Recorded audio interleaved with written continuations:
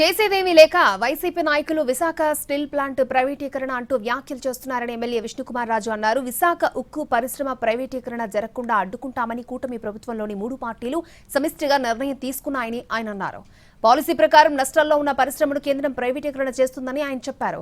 విశాఖ ఉక్కు పరిశ్రమ ప్రైవేటీకరణ జరగకుండా కూటమి ప్రభుత్వం చర్యలు చేపట్టిందని బీజేపీ ఎమ్మెల్యే విష్ణుకుమార్ రాజు స్పష్టం చేశారు. మొన్న కౌన్సిల్ సమావేశంలో జీవీఎంసీ కౌన్సిల్ సమావేశంలో వైఎస్ఆర్సీపీకి వేరేది ఏది చేద్దామన్నా ఎటువంటి పాయింట్ లేనటువంటి విషయంలో కేవలము ఒక స్టీల్ ప్లాంట్ని దృష్టిలో పెట్టుకుని ఒక భూతం కింద చూపించే ప్రయత్నము ఈ వైఎస్ఆర్సీపీ నాయకులు చేస్తున్నారు.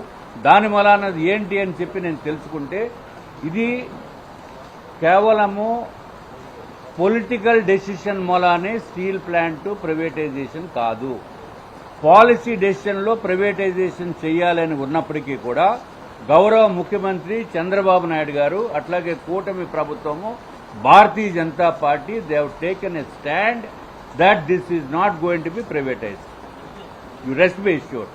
ఇట్ ఈజ్ ఓన్లీ కేవలము 33 మందికో ఈ కాంట్రాక్టర్స్కి ఇవ్వటం గురించి కాంప్రహెన్సివ్ మెయింటెనెన్స్ కాంట్రాక్టు. ఇది కేవలము ఈ అధికారులు కన్వీనియన్స్ గురించి చేస్తున్న కార్యక్రమం తప్ప వేరేదేమీ కాదని చెప్పి మీకు అందరికీ భారతీయ జనతా పార్టీ తరఫున అట్లాగే